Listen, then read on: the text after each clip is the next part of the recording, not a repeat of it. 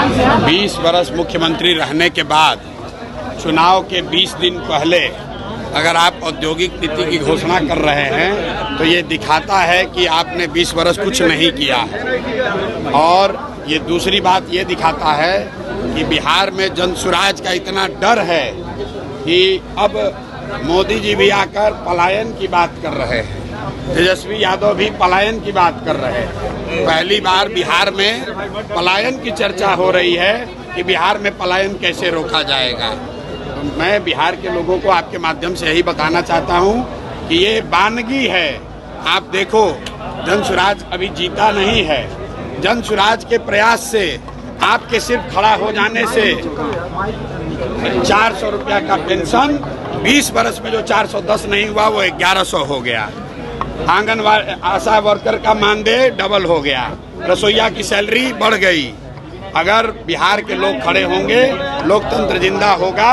तो अभी शुरुआत है, आगे आगे देखिए होता है क्या। छठ के बाद बिहार का कोई युवा मजबूरी में 10-12 हजार रुपए के रोजी रोजगार के लिए बिहार छोड़कर बाहर नहीं जाएगा। जनसुराज की व्यवस्था बनी और बनने जा रही है तो ये चीज लागू हो जाएगा। तेलंगाना के मुख्यमंत्री रेवंत रेड्डी जो है राहुल गांधी के साथ घूम रहे हैं। सिवान से आज काफी लोग शामिल हुए हैं। वहीं का एक लड़का इमरान है जो CNRC के आंदोलन में और दिल्ली दंगे के आरोप में जेल में बंद है। उसके बारे में आपको भाई, आज से करीब 6 महीना पहले जनसुराज ने एक नंबर जारी किया हुआ है कि किस समाज का कोई भी वर्ग, मुस्लिम साथी इंक्लूडेड, अगर उनके साथ कोई कानूनी तौर पर जाती हुई है या सरकार उनके साथ कुछ गलत कर रही है तो जनसुराज को संपर्क करें। जनसुराज अपने खर्चे पर अपनी ताकत लगाकर उनकी कानूनी और लोकतांत्रिक लड़ाई लड़ेगा। अगर जो बच्चे क्या बात कर रहे हैं उनको आप सूचित कर दीजिए, वो जनसुराज से संपर्क करें, हम लोग उसकी लड़ाई लड़ेंगे।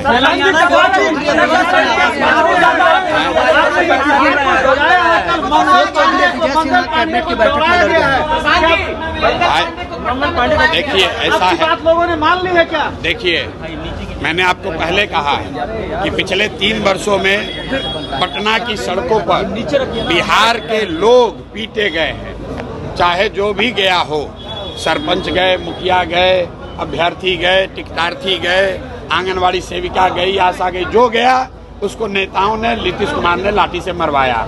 अब जनता की बारी है, जनता जग गई है। और आप देखिएगा, जब ये गांव में लोग आएंगे इनको जनता दौड़ा दौड़ा कर मारेगी। वोट की तो बातें छोड़ दीजिए, इस बार कई नेताओं की हिम्मत नहीं होगी कि वो गांव में वोट मांगने आए। क्यों? क्योंकि आप उन्हीं गांव के बच्चों को तो लाठी से मारे हो। पुलिस वालों ने जूता पहनकर इन्हीं बच्चों के पेट पर लात रखा है। बिहार के लोगों को अब रास्ता मिल गया है। राजद के डर से नीतीश भाजपा और मोदी के डर से लालू का लालटेन जलाने की मजबूरी खत्म हो गई। अब एक नई व्यवस्था बन रही है, जनसुराज की व्यवस्था, जिसमें बिहार के बच्चों के लिए रोजगार है, जिसमें बिहार के बच्चों के लिए शिक्षा है और जिसमें सबसे बढ़कर इस बात की गारंटी है कि बिहार से पलायन साल भर के अंदर बंद।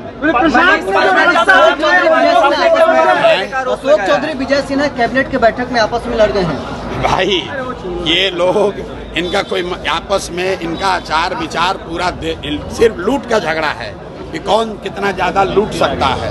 आप बताइए, अशोक चौधरी जैसा सर्वदलीय नेता जनता के पैसे से हेलीकॉप्टर से घूमकर अपने बेटी को साथ में लेकर अपना चुनावी प्रचार कर रहे हैं। कोई नहीं पूछ रहा है कि हेलीकॉप्टर का पैसा कौन दे रहा है। जरा अशोक चौधरी से पूछिए कि सरकारी योजना का शिलान्यास, उद्घाटन जो पहले से मुख्यमंत्री कर दिए, उसी का फिर से उद्घाटन करने हेलीकॉप्टर से जा रहे हैं।